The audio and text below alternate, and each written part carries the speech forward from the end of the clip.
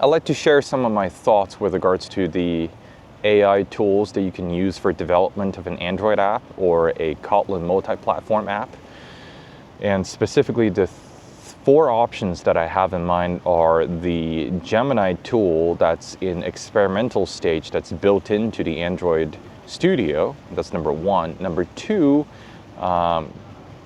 any sort of web-based AI tools, for instance, the Claude.ai. Number three, Cline, which I understand is an open source IDE environment that's built on top of VS Code that integrates with AI API backend. And number four, Cursor, which is a proprietary IDE that's also built on VS Code that queries their proprietary API router backend.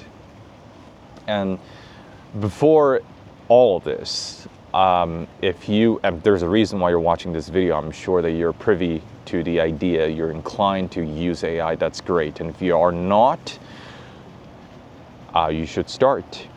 It's not a matter of if, it's a matter of when those things not necessarily replace us, but give us an edge to become more productive developers. It's still in its infancy, I agree, and there's a lot of problems with the things that it can do for you, but this is what it paints a very potent picture for what things could become. Anyway, so start using AI.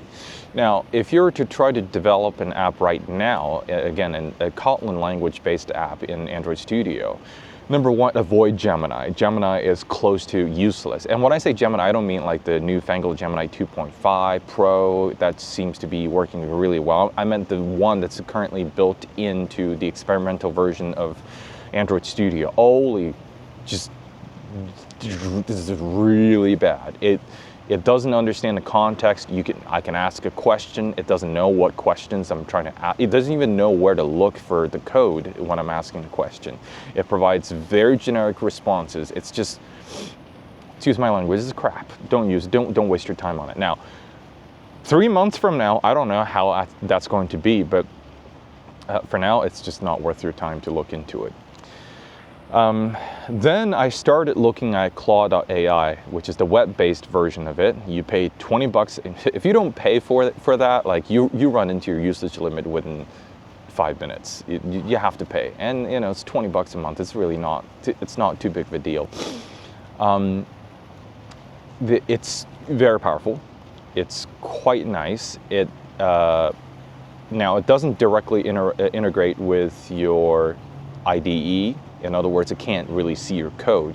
You can copy and paste code snippets into it and ask questions about it. But, what if it actually needs to, look at other parts of your code and, like doing this back and forth inside a browser window is not going to be very efficient. Now, fortunately, there is a way on Claude's interface, web interface, for you to import your GitHub project directly into Claude.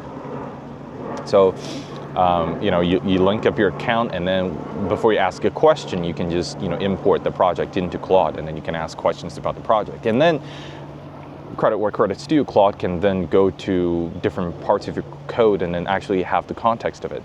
But the downside of this is that everything that you use this feature to import will be inside the context window. And Claude, at this moment, doesn't really have a very large context window. So a moderate 3,000 to 5,000 line code base can saturate your entire context window and degrade, well, at the very least, it would degrade Claude performance, or at the very worst, it would just make it impossible for Claude to even process. So that's the problem. So you can start your smaller code base with that way, but once the code base begins to grow in size, you can't do that anymore. Now, fortunately, the web-based version does offer you the option to select certain files to include in the context for Claude. But the problem with that is, of course, you'd have to know which files to include, and then if you missed a file at the beginning, when you're asking the question, then we're back to square one, the original problem, which is going back and forth with which file Claude wants to see in order to answer your question. And that's the problem. The other problem with this is, of course, because it's not in your IDE, if it needs to generate some code, you're going to have then copy and paste stuff from the browser window into your IDE. There might be issues with import statements, and it's just not. It works well enough for you to sort of solve an occasional problem, but if you're to rely on code generation capabilities of AI, forget about that. It's going to be a pain. Now, the next thing is Cline, and I'm going to lump Cline up with Aider. You probably have heard of both Cline and Aider. Aider is a command line interface tool, whereas Cline is a GUI that's built on Visual Studio. And what both, as far as I understand, both are open source. What both would offer are essentially an agent that lives on your computer that connects your code base to an AI API backend.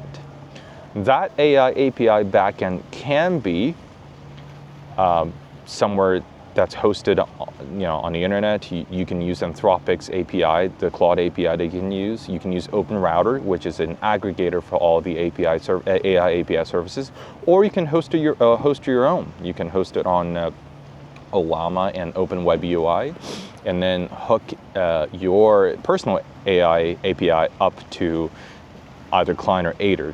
And then Cline and Aider would then use that tool to help you write code. This is a wonderful approach. I tried it and immediately ran into a number of issues. Number one, this is more of a sort of a DIY solution. It's certainly more of a DIY solution than the fourth option. You'd have to configure all the API backends. You'd have to configure all the hookups, and you got to know which one to use, which one might give you the best result, and which one might be the most affordable for different things. And that can be time consuming. If you're a tinkerer, this can be, I suppose, a fun project. But if you just want to, bury your head and start writing code, and this is just another source of friction that I really didn't want to have to deal with, because I want my app to start working and not have to deal with hooking up tools to start writing crap. And the other problem that you would run into is that API stuff, you pay per use, and you pay for the number of tokens going in, the number of tokens coming out.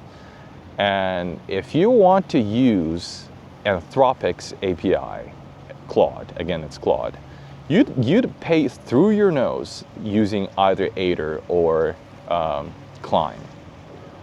And I, after a little while, after seeing my usage pattern as well as the potential cost, I was like, this really is just not for me.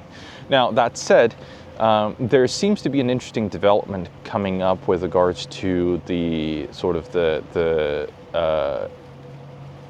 AI API backend. Now, one of the biggest reasons, one of the biggest detractors for the Cline/Aider approach is that one of the best AI APIs you can use is Claude, and it's very expensive. However, as DeepSeek R1's maturing, as well as Gemini, I think it's getting real good. Gemini 2.5 Pro, everybody's raving about it. And these API backends seem to be much more affordable than Claude. And if they prove to be competitive, then Cline and Aider can become an interesting option for me again. I probably would re-explore it towards the end of this year. AI realm changes so quickly, What's the best now can be like middle of the pack in just a couple months' time. So that's Aider and Cline for me.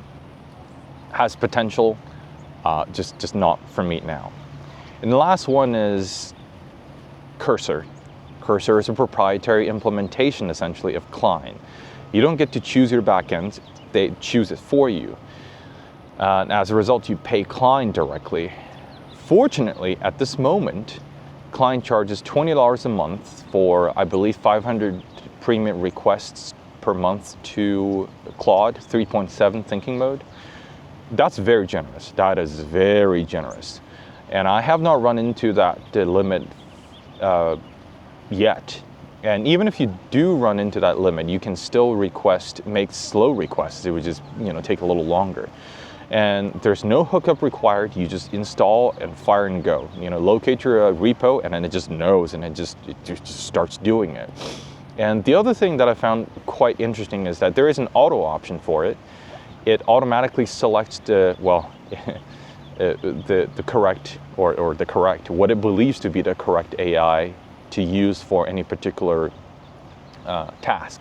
Now, my suspicion is that it would prefer to select the cheaper AI to use, because again, the cost you pay to them is fixed, but the cost that they pay to AI backends is variable, right? But for $20 a month, you'd be hard pressed to make even half as many requests in terms of $20 API credits with Anthropic. You probably can, my estimation, you'd be looking at, I don't know, $50 or $100 for 500 requests in a month with large context windows. And yeah, so Cursor is very easy to use, and you set up and go, and it's, again, only $20 a month. I dread the day that they raise the prices on that. They might, because to me it's a very good value at the moment. So these are my thoughts. To conclude, avoid the Gemini built into Android Studio. Do occasional problems using web-based AI tools. Pause and hold and observe what Aider and Cline can be, perhaps later this year, and just default to Cursor right now. And if you're really, if you really don't know if it is good for you, they offer a free trial. I am not sponsored in any means, by any means, excuse me. I mean, look at how many subscribers I have. There's no referral links or anything. Go check them out. They can make you a much more, if not smarter, a much more productive programmer, because you can there's so many things that you can just make it do for you, as opposed to you writing boilerplate code. Anyways, that's my thought, and I know there could be a lot of different opinions on the internet. Feel free to leave your thoughts and opinions down below. And this is it. Now, take care.